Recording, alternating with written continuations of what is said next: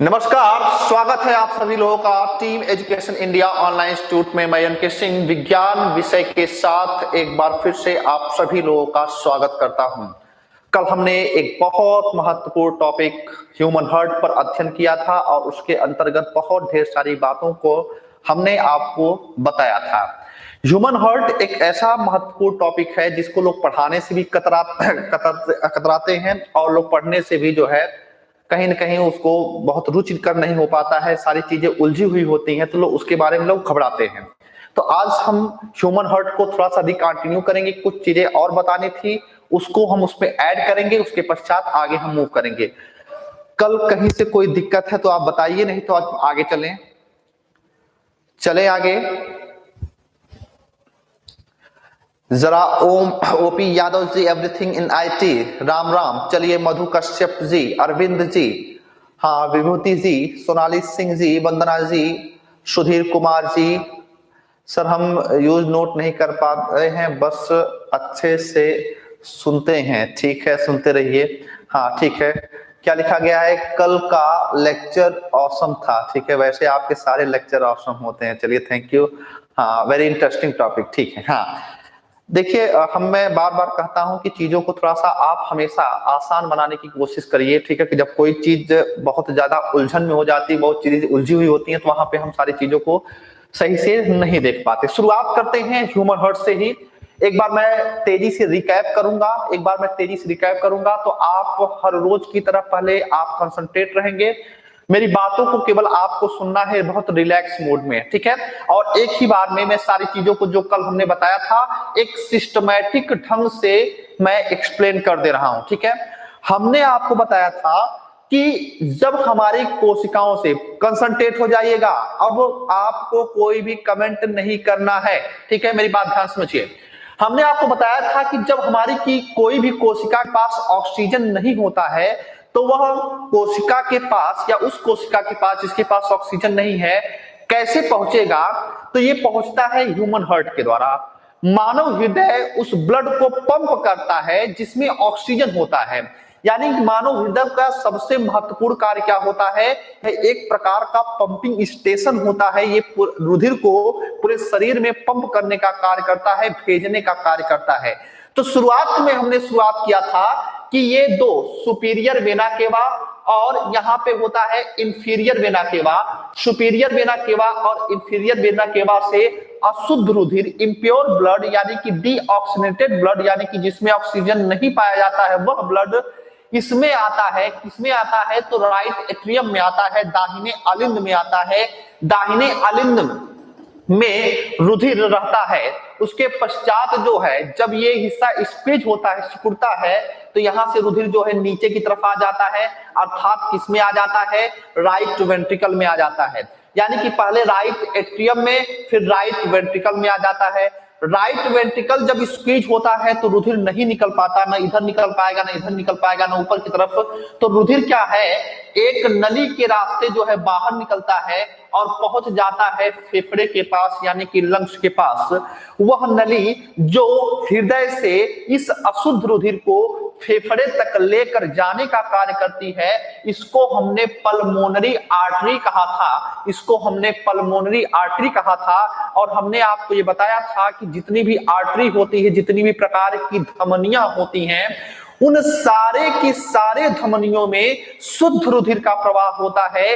लेकिन ये pulmonary artery एक ऐसी आर्टरी होती है, एक ऐसी धमनी होती है जिनमें कौन सा रुधिर बहता है? तो इसमें अशुद्ध प्रकार का रुधिर का प्रवाह होता है।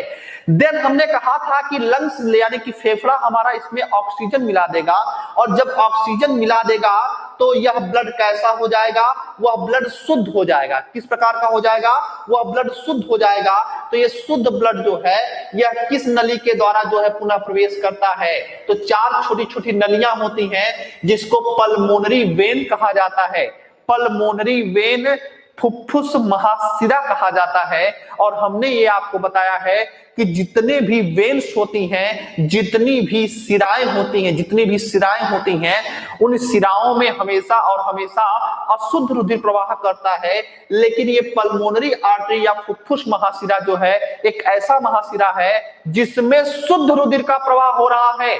यानी कि धमनियों में पल्मोनरी आर्टरी और शिराओं में ये पल्मोनरी वेन्स क्या हो जाता है, अपवाद हो जाता है, एक्सेप्शन हो जाता है। देन हमने आपको बताया था कि ये शुद्ध रुधिर जो है जब ये स्क्वीज होता है तो कहां पे आ जाएगा ये लेफ्ट वेंट्रिकल में, लेफ्ट वेंट्रिकल अर्थात बाएं निलय में आ जाता है। तो बाएं निलय में ये रुधिर आ जाता है। उसके पश्चात हमने बताया था कि जब ये हिस्सा स्क्वीज होता है, सिकुड़ता है, तो यह एक धमनी जिसको एओर्टा कहा जाता है, जिसको महाधमनी कहा जाता है, जो मानव के शरीर की सबसे बड़ी धमनी होती है, उस धमनी से ये ब्लड निकलता है। और जिस भी कोशिका को इसकी आवश्यकता होती है वहां पर पहुंचा दिया जाता है। तो उस कोशिका के पास ये रुधिर क्या होता है, उस कोशिका के पास जो है यह रुधिर पहुंच गया। यानी कि कौन सा रुधिर पहुंच गया, अशुद्ध रुधिर। तो इतनी बातों को हमने आपके सामने शेयर कर दिया था, इतनी बातों को हमने बता दिया था। अब कुछ चीजें और इसमें बची हुई हैं, कुछ चीजें इसमें और बची हुई हैं, उन्हीं के बारे में आज हमको चर्चा करना है, जो कि इसी ह्यूमन हार्ट से संबंधित है, तो ध्यानपूर्वक सारी चीजों को समझने का आप प्रयास करिएगा। देखिए 2 पॉइंट आपका छूटा हुआ था इसी ह्यूमन हार्ट से संबंधित। क्या छूटा हुआ था, कंसंट्रेट हो जाइए मेरे साथ। यहां पर इस राइट एट्रियम में एक ये जो हमारा इंफीरियर वेना केवा है, इसी के ऊपर एक स्थान पाया जाता है। और इस स्थान पर जो है एक संरचना पाई जाती है, एक गांठनुमा एक संरचना पाई जाती है मानव हृदय में। और उस गांठनुमा संरचना को हम क्या कहते हैं, उस गांठनुमा संरचना को हम कहते हैं एसए नोड। ठीक है, ध्यान से मेरी बातों को समझने का प्रयास करिएगा। इस संरचना को हम क्या कहते हैं, एसए नोड के नाम से हम जानते हैं। एसए नोड का पूरा नाम क्या होता है, एस फॉर होता है साइनो। ठीक है, साइनो आरिकुलर नोड कहा जाता है, साइनो आरिकुलर नोड कहा जाता है। तो साइनो आरिकुलर या एसए नोड जो होता है ये कहां पे पाया जाता है, ये पाया जाता है राइट एट्रियम में। अब कार्य क्या होता है, इसका कार्य फंक्शन के बारे में बात करें तो हमने आपको ये बताया कि हमारा हृदय जो है ये एक निश्चित समय पर जो है यह अलिंद हमारा सिकुड़ता है, फिर फैलता है, रिलैक्स होता है, निलय हमारा फैलता है और क्या होता है, सिकुड़ता है। तो इसकी जो टाइमिंग होता है, इसका जो प्रोसेस होता है, उसको नियंत्रण कौन करता है, कौन हृदय को यह आदेश करता है कि भाई अब तुम सिकुड़ जाओ, या फिर कौन आदेश करता है कि भाई अब तुम रिलैक्स हो जाओ, इसका निर्धारण करता है ये एसए नोड। कैसे निर्धारण करता है, ये एसए नोड जो है एक विद्युत आवेग उत्पन्न करता है, एक इलेक्ट्रिक इंपल्स जनरेट करता है, विद्युत आवेग ऐसे। ठीक है, ये विद्युत आवेग ये इतना ज्यादा आवेग होता है, इसका पोटेंशियल इतना ज्यादा है कि एक छोटे से मिनी ट्रक को भी इसके आवेग से चलाया जा सकता है। आप समझ सकते हैं कि ये कितना इंपल्स जनरेट करता है। तो ये विद्युत आवेग पूरे हृदय में जनरेट करता है, पूरे हृदय में इसको भेजता है, और पूरे हृदय में जो इंपल्स भेजता है उसी के द्वारा जो है हमारा हृदय जो है एक निश्चित दर से संकुचित होता है और एक निश्चित दर से क्या होता है, रिलैक्स होता है। आप जब कभी भी फिल्मों में देखते हैं आईसीयू में कोई वहां पे रहता है, आईसीयू में एडमिट रहता है, तो आप वो देखते होंगे वहां पर क्या देखते हैं, वहां पर आप देखते होंगे कि एक मॉनिटर लगा होता है। ठीक है, एक मॉनिटर लगा होता है और उस मॉनिटर में कुछ जो है इस प्रकार से लाइनिंग चलती है, कुछ इस प्रकार से लाइनिंग चलती है। ठीक है, इस प्रकार से आप फिल्मों में देखते होंगे। तो ये जो विद्युत आवेग उत्पन्न होता है, उसी विद्युत आवेग को जो है यहाँ पे लिखा जाता है। ये यहाँ पे इस मॉनिटर में लिखा जाता है। और इसका यानी कि इस मॉनिटर का जो नाम होता है जिस पर इस विद्युत आवेगों को देखा जाता है, समझा जाता है, इसको कहा जाता है इलेक्ट्रोकार्डियोग्राम, या इसको कहा जाता है ईसीजी। ठीक है, ईसीजी। ईसीजी को क्या बोलते हैं? ईसीजी को कहा जाता है इलेक्ट्रोकार्डियोग्राम कहा जाता है। इलेक्ट्रोकार्डियोग्राम जो है एक प्रकार का ऐसा यंत्र होता है जिस यंत्र के द्वारा एसए नोड के द्वारा उत्पन्न इसको यानी कि विद्युत आवेगों को क्या किया जाता है? सूचीबद्ध किया जाता है और उसके बारे में बताने और समझाने का प्रयास किया जाता है। तो ये इलेक्ट्रोग्राम एक यंत्र है जो, और ये जो मॉनिटर है जिसपे ये ग्राफिंग की मदद से हम ये सारी संरचनाओं को देखते हैं, इसको इलेक्ट्रोकार्डियोग्राफ कहा जाता है। तो इलेक्ट्रोकार्डियोग्राफ की संरचना किसमें आती है? इसमें, यानी कि इलेक्ट्रोकार्डियोग्राम में ये संरचना आती है। और ये संरचना कौन सी है? इसी विद्युत आवेग जो उत्पन्न करता है। आप देखते होंगे फिल्मों में कि जब ये लाइन, ठीक है, इस तरीके से चलती है, लेकिन जब ये लाइन सीधी हो जाती है तो व्यक्ति समाप्त हो जाता है, मर जाता है, मृत्यु हो जाता है। क्यों? क्योंकि इसका मतलब ये हुआ है कि अब विद्युत आवेग नहीं उत्पन्न हो रहे हैं। और जब विद्युत आवेग नहीं उत्पन्न होंगे या एसए नोड काम करना बंद कर देगा, तो कौन स्पंदित करेगा? क्योंकि हृदय को स्पंदित करने की जिम्मेदारी तो इस एसए नोड की है। और जब यही काम नहीं करेगा तो इसका मतलब है वह इंपल्स नहीं भेजेगा। और जब इंपल्स नहीं भेजेगा तो ये सब सिकुड़ना और फैलना बंद कर देंगे। और जब सिकुड़ना फैलना बंद कर देंगे तो ब्लड नहीं पहुंचेगा कोशिकाओं तक, और जब नहीं पहुंचेगा तो वह काम करना क्या होगा? बंद कर देगा। ये बात आपको समझ में आ जानी चाहिए। इसी वजह से इसको यानी कि एसए नोड को हृदय का पेस मेकर कहा जाता है। ठीक है, इसको क्या बोलते हैं? इसको हृदय का पेस मेकर कहते हैं। पेस मेकर इसको क्यों कहते हैं? पेस मेकर इस वजह से कहते हैं क्योंकि पेस यानी कि गति को बनाने वाला, गति को नियंत्रित करने वाला और हृदय धड़कनों की शुरुआत करने वाला। कई बार क्वेश्चन आपके उत्तर प्रदेश लोक सेवा आयोग ने पूछा है कि पेसमेकर का कार्य क्या होता है? तो पेसमेकर का कार्य ये होता है कि वह हृदय की गति की शुरुआत करता है। हृदय की गति की धड़कनें जो होती हैं उसको नियंत्रित करता है। कौन नियंत्रित करता है? ये एसए नोड या ये पेसमेकर। और एसए नोड के द्वारा दिए गए आवेगों को, इंपल्स को इलेक्ट्रोकार्डियोग्राम की मदद से हम रीड करते हैं, पढ़ते हैं, समझते हैं। ठीक है, अब यहाँ पे एक समस्या आ जाती है। समस्या क्या हो जाती है? ठीक है, समस्या क्या आ जाती है समझने का प्रयास करिएगा। जब धीरे धीरे उम्र बढ़ती है तो ये पेसमेकर जो है वो डिस्टर्ब होने लगता है। यहाँ की कोशिकाएं जो होती हैं वो क्षतिग्रस्त होने लगती हैं हृदय की, तो ये पेसमेकर धीरे धीरे कम काम करने लगता है। तो जब ये कम काम करने लगता है या एसए नोड हमारा डिस्टर्ब हो जाता है, तो जब एसए नोड डिस्टर्ब हमारा हो जाता है, काम करना बंद कर देता है या आवेगों में कमी ला देता है, तो जब आवेग में कमी लाएगा तो इसकी मतलब ये है कि संकुचन और शिथिलन जो हो रहा था उसमें भी दिक्कत होने लगेगी। और जब दिक्कत होने लगेगी तो व्यक्ति का जो ब्लड प्रेशर है वो फ्लक्चुएट करने लगेगा, उसका जो रक्तचाप है वो फ्लक्चुएट करने लगेगा।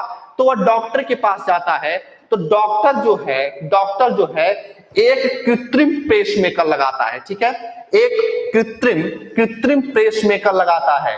कृत्रिम पेसमेकर लगाता है यानी कि एक आर्टिफिशियल पेसमेकर का प्रयोग करता है। और कृत्रिम पेसमेकर क्या कार्य करता है? ठीक वही कार्य करता है जो ये एसए नोड करता है। लेकिन यहां पर ध्यान देने वाली बात यह है कि ये जो कृत्रिम पेसमेकर लगाया जाता है ये बैटरी से युक्त होता है। यानी कि बैटरी लगाकर इस पेसमेकर को हमारे शरीर में प्रवेश करा दिया जाता है। और याद रखना ये कि इस हृदय में वो प्रवेश नहीं करेगा, यह हमारे हृदय से बाहर साइड में लगा हुआ एक संरचना होता है जिसको हम क्या बोलते हैं? कृत्रिम पेसमेकर। ठीक है, ठीक है शशांक मिश्रा जी, आप लोग एक ही बात बार बार पूछते हैं, अच्छा नहीं लगता है। मैं कई बार आप लोगों को रिपीट कर चुका हूं कि नोट्स का जो दिन है वो सैटरडे लास्ट के दिन होगा या फिर संडे को होगा। आप लोग डेली आप लोग एक ही बात मत किया करिए, नोट्स के लिए परेशान मत होया करिए। मैं एक बार नहीं कई बार आपको बोल चुका हूं कि सारे नोट्स जो हैं आपको संडे को मिलेंगे या सैटरडे जो है लेट नाइट तक आपको सारे नोट्स मिल जाएंगे, ठीक है। चलिए अब मेरी बात ध्यान समझिएगा। चीजों को थोड़ा सा अगर आप पढ़ रहे हैं अच्छे से तो आपके अंदर वो कॉन्फिडेंट होना चाहिए कि आप उसको खुद लिख सकें, उसके बारे में एक अपनी समझ विकसित कर सकें, ठीक है। अब आप कक्षा 2 या 5 के या लड़के नहीं रह गए हैं कि नहीं सारी चीजों को आपको एक एक शब्द जो है आपको लिखवाया जाएगा। नोट्स की क्या बात है, नोट्स तो आप जाएंगे हर्ट को लेकर कम से कम 5000 किताबें अवेलेबल होंगी मार्केट में। क्या आप उन सारी चीजों से अपनी क्रमबद्धता को, अपनी पढ़ाई को एक नए अंजाम तक, एक नई मंजिल तक दे पाएंगे?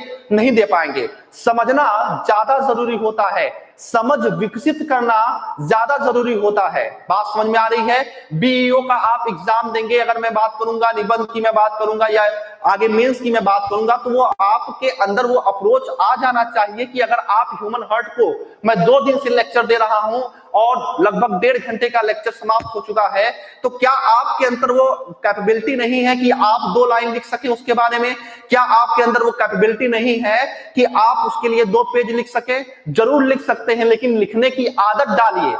मैं बार बार आप लोगों से कहता हूं कि मैं चीजों को रटाने में एकदम विश्वास नहीं रखता हूं, ठीक है। वो कहीं ना कहीं आदमी को बैसाखी दिया जाता है कि नहीं मैं सारी चीजों को एक एक शब्द को जो है आपको लिखवाता चलूं, आपके प्रॉपर नोट्स बन जाए। तो नोट्स तो बन जाएंगे, लेकिन यहाँ पे जो दिमाग होता है, ठीक है, इस पर जितना आप जोर देंगे, क्योंकि हमारा जो सोचने या समझने का जो सेरिब्रम वाला पॉइंट होता है, जब तक हम चीजों पर विचार नहीं करते हैं, एनालिसिस नहीं करते हैं, तब तक वो चीजें नहीं आती हैं। तो बात समझ में आ रही है? ठीक है।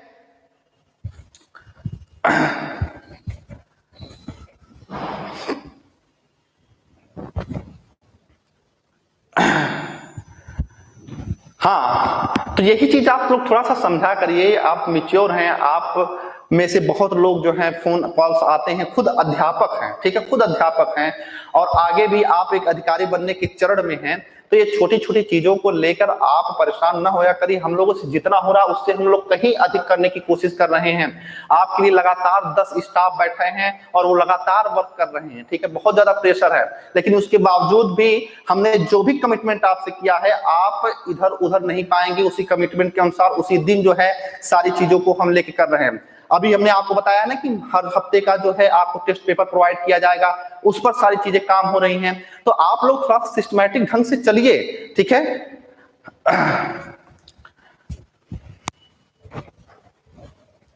चलिए अब मेरी बात ध्यान समझिए, अब मेरी बात ध्यान समझिए। मैं इसी बात कर रहा था कि एक बैटरी युक्त पेसमेकर लगा दिया जाता है, ठीक है। एक बैटरी युक्त पेसमेकर लगा दिया जाता है हमारे शरीर में, और बैटरी युक्त पेसमेकर का ठीक वही काम होता है जो ये एसए नोड करता है। जो एसए नोड करता है ठीक वही कार्य ये कृत्रिम पेसमेकर करता है। लेकिन कृत्रिम पेसमेकर ये हमारे हृदय में नहीं लगता है, ये हमारे लंग्स, हमारे फेफड़े के कहीं आसपास स्थित होता है, उसके कहीं बगल में उसको लगाया जाता है। तो ये चीज आपने समझ लिया पेसमेकर को लेकर।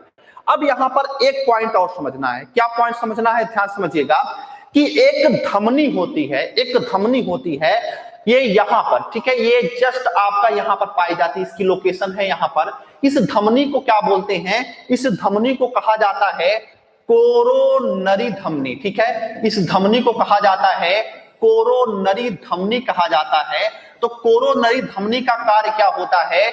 जैसे हृदय हमारा लगातार कार्य करता है। क्वेश्चन आपसे पूछा गया है एग्जाम में, हमारा हृदय जो है कब आराम करता है? तो हमारा हृदय 2 धड़कनों के बीच में आराम करता है। 2 धड़कनों के बीच में 0.8 सेकेंड का समय लगता है। एक बार स्क्वीज और रिलैक्स होने में जो है 0.8 सेकेंड का समय लगता है। उस समय हमारा हृदय आराम करता है।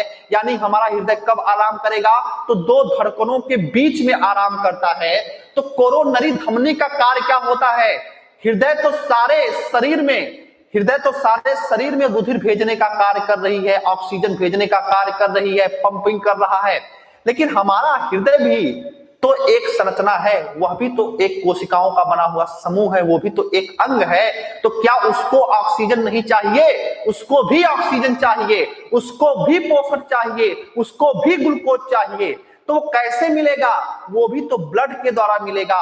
तो ब्लड, कौन सा ब्लड कौन लेके आएगी, कौन सी धमनी लेके आएगी? तो वो धमनी है कोरोनरी धमनी। तो कोरोनरी धमनी वह धमनी है जिसके द्वारा हृदय को, हार्ट को ऑक्सीजन प्रदान किया जाता है। तो आप लिख सकते हैं कोरोनरी धमनी में कि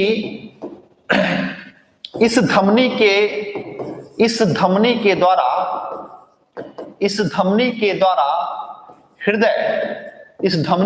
हृदय को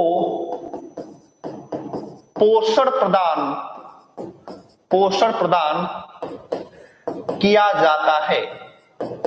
प्रदान किया जाता है, ठीक है, या ऑक्सीजन प्रदान किया जाता है, ठीक है। ये चीज आपने समझ लिया। और हमने आपको बताया है क्या? हमने आपको बताया है यस ए नोड के बारे में, तो यस ए नोड को ही हम क्या बोलते हैं? पेसमेकर कहते हैं। इसी को हम पेसमेकर के नाम से जानते हैं। तो पेसमेकर का कार्य हमने क्या बताया है? पहला कार्य बताया है कि यह हृदय धड़कनों की शुरुआत करता है। यह हृदय धड़कनों की शुरुआत करता है।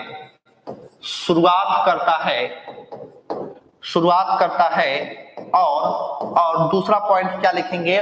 दूसरा पॉइंट लिखेंगे यह हृदय धड़कनों पर नियंत्रण रखता है। यह हृदय धड़कनों पर नियंत्रण रखता है, ठीक है। ये पॉइंट आपको जानना चाहिए।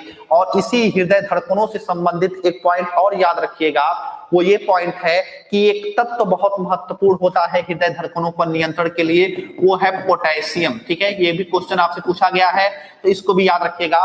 पोटेशियम वह तत्व होता है जो हमारे हृदय की धड़कनों के लिए जरूरी होता है, उसको एक लयबद्धता प्रदान करता है। कौन सा तत्व? पोटेशियम। पोटेशियम के द्वारा ही एक्चुअल में ये ऐसे नोड जो है वर्क करता है, कार्य करता है।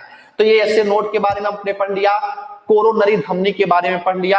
ये दो बहुत महत्वपूर्ण चीजें थी जिसको हमको आपको बताना था।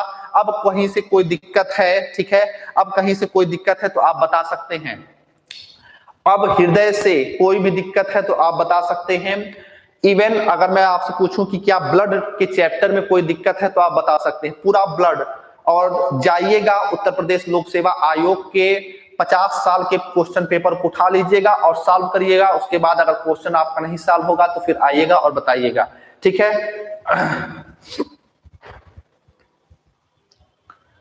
What is the source of impure blood to reaches to superior vena केवा?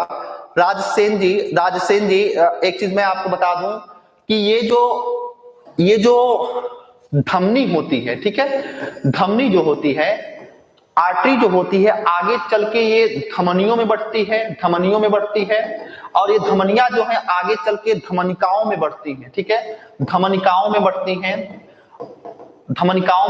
और ये धमनिकाएं आगे चलकर और छोटे छोटे वेसल्स में जो है, और छोटे छोटे वेसल्स में बढ़ जाती हैं, ठीक है।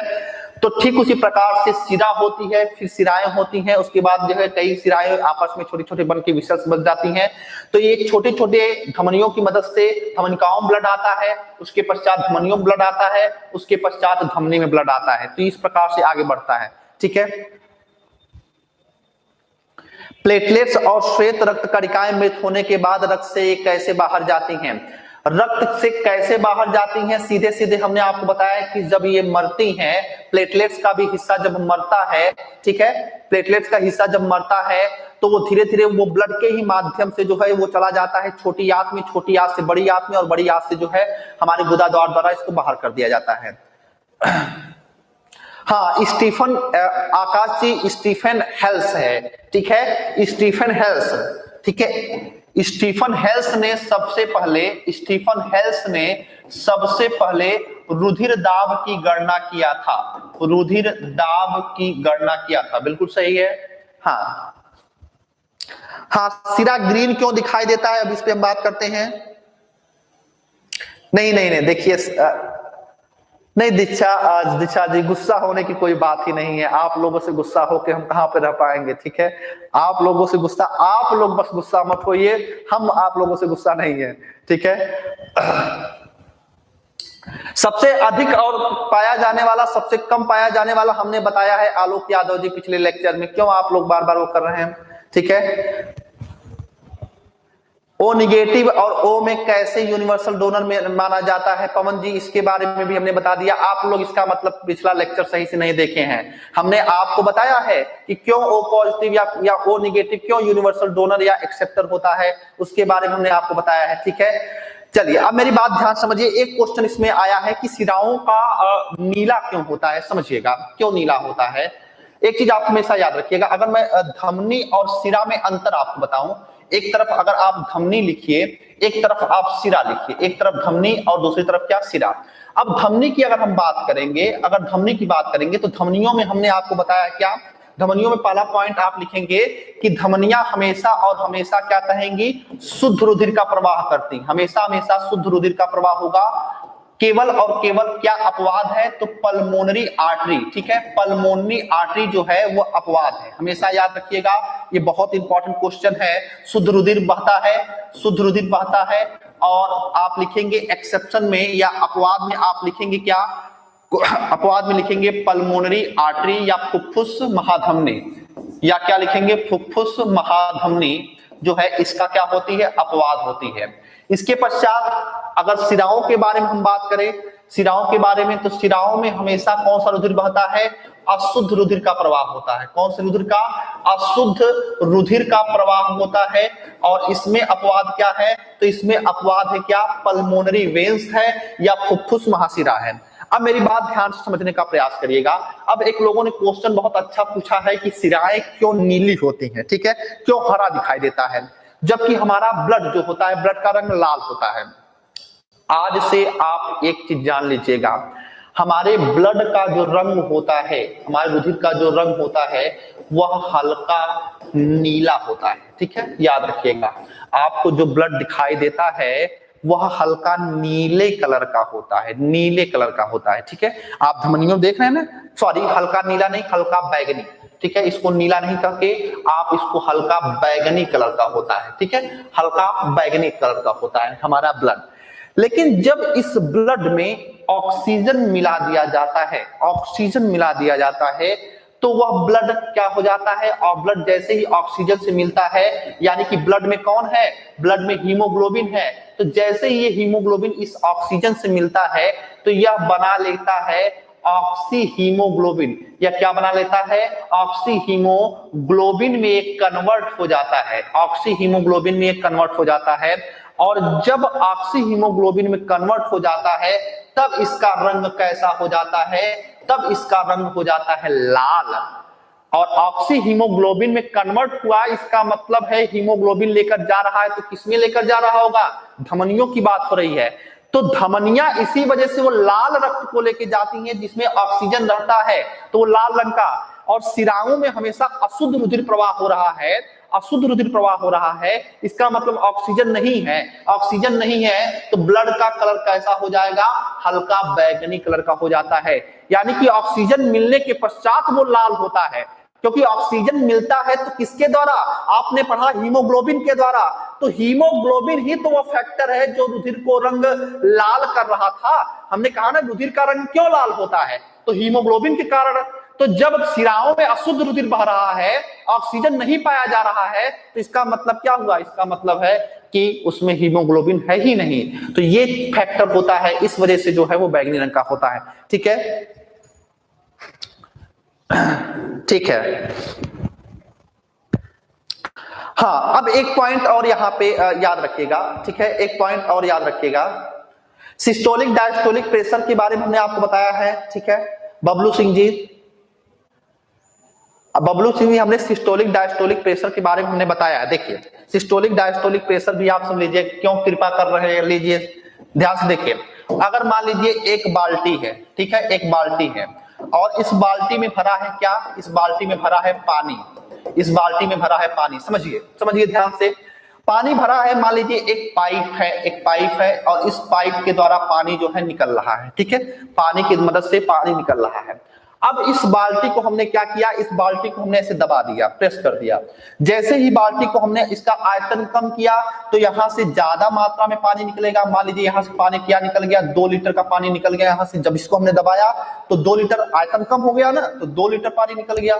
ठीक है, अब जो बाल्टी हमने दबाया था, अब हमने बाल्टी को पुनः फैला दिया, और जब पानी को तुरंत फैला दिया या कम फैलाया तो अब जहां 2 लीटर का पानी निकल रहा था, अब कितने लीटर का पानी निकलेगा, अब 1 लीटर का पानी निकलेगा। समझ में तो आ रहा है, प्रैक्टिकली समझ में तो आ रहा है। तो ठीक वही केस होता है जब हमारा निलय सिकुड़ता है, अलिंद नहीं। कौन सा, ध्यान समझिएगा, हमने 4 पार्ट में बांटा है। तो इधर वाला जब यहाँ ये सिकुड़ता है तो यही से महाधमनी निकलती है। तो जब ये सिकुड़ेगा तो अधिक मात्रा में जो है ब्लड बाहर निकलेगा। तो जब बाहर निकलेगा अधिक मात्रा में तो वह अधिक ब्लड प्रेशर क्रिएट करेगा। ब्लड प्रेशर, ब्लड के द्वारा दिया गया प्रेशर ब्लड प्रेशर कहलाएगा। तो वो अधिक प्रेशर हो जाता है, और जब ये रिलैक्स होने के मूड में होता है तो कम मात्रा में निकलता है, तो वो 80 हो जाता है। तो 120 वाला सिस्टोलिक कहलाएगा और 80 वाला क्या कहलाएगा, डायस्टोलिक कहलाएगा। याद कैसे करेंगे, कभी कभी कंफ्यूजन हो जाता है कि 120 सिस्टोलिक है कि डायस्टोलिक है। तो यस क्या है, अंग्रेजी के अक्षर में आप देखेंगे तो बड़ा है, तो ये बड़ा हो जाएगा 120, और 80 क्या है, 80 डी है, डी क्या है, छोटा है। तो ये क्या हो जाएगा, हमेशा छोटा वाला डी पे रखिए और बड़ा वाला एस पे रखिए। और कोई दिक्कत। हार्ट अटैक कब होता है, बिल्कुल सही, हार्ट अटैक कब होता है। चलिए आज का पूरा क्वेश्चन, बहुत ढेर सारे क्वेश्चन हैं, डॉक्टर सच में आप लोग आधा बनने वाले हैं। देखिए, हाँ, हार्ट अटैक कब होता है। हार्ट अटैक यही जो कोरोनरी धमनी होती है, ठीक है, कुछ कॉमन सेंस लगाइए। ये जो कोरोनरी धमनी होती है, जब इस कोरोनरी धमनी में ब्लॉकेज हो जाते हैं, जब आप कोलेस्ट्रॉल युक्त भोजन करते हैं जिसमें वसा ज्यादा रहता है, तो वसा होने से क्या होगा, ध्यान समझिए। अगर मान लीजिए एक धमनी है, ठीक है, ये इतनी धमनी है, और मान लीजिए इस धमनी का आयतन ये कितना है, मान लीजिए कुछ भी है, इसका आयतन इतना है, और इसमें ब्लड जो है प्रवाह हो रहा है, ठीक है, कोई दिक्कत नहीं है, कोई परेशानी नहीं है। मान लीजिए इसमें जो है 200 ml का ब्लड जो है संचरित हो रहा है, बह रहा है।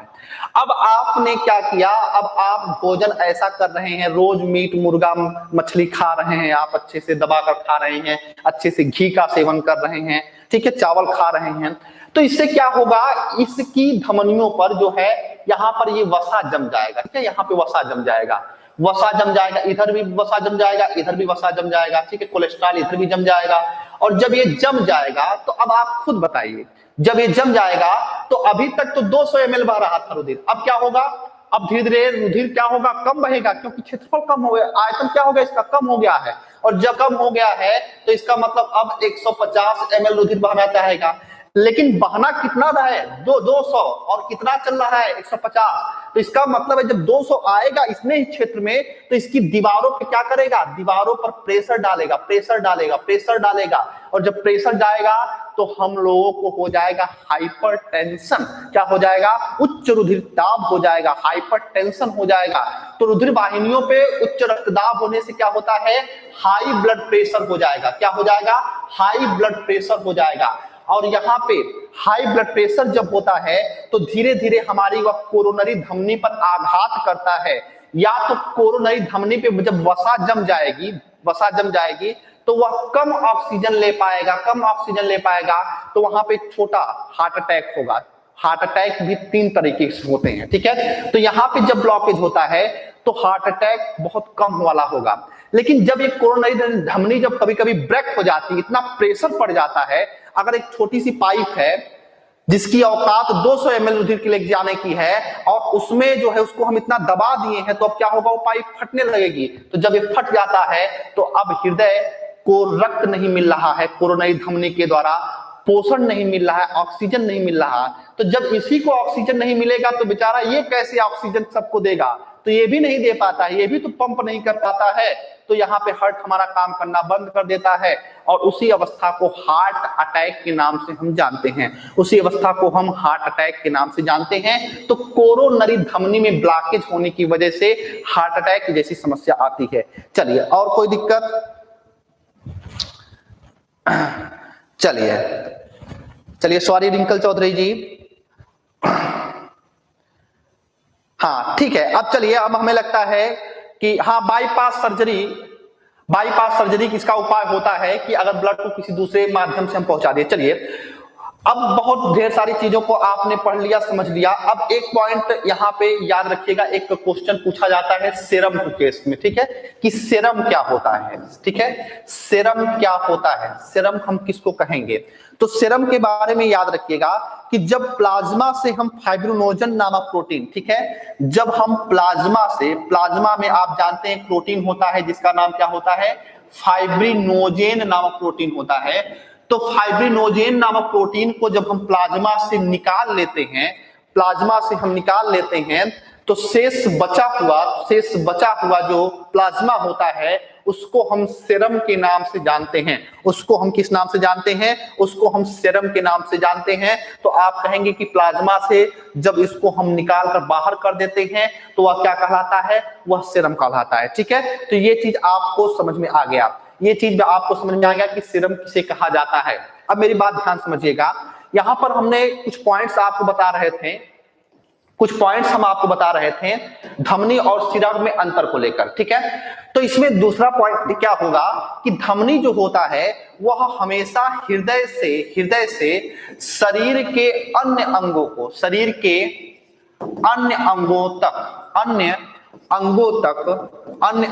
तक रुधिर ले जाता है। यानी कि आपने देखा कि जब रुधिर शुद्ध हो रहा था तो महाधमनी पूरे कोशिकाओं तक रुधिर को लेकर जाने का कार्य कर रही थी। यानी कि धमनियों में हमेशा ब्लड का प्रवाह कहां से होगा, हार्ट टू टिश्यूज होगा। जबकि सिराएं क्या थी, उस अशुद्ध रुधिर को क्या करती थी, हार्ट के पास लेकर आती थी। तो इसमें आप दूसरा पॉइंट क्या लिखेंगे, यह क्या होता है, यह ऊतकों से या शरीर के ऊतकों से या अंगों से हृदय की तरफ रुधिर को लेकर जाती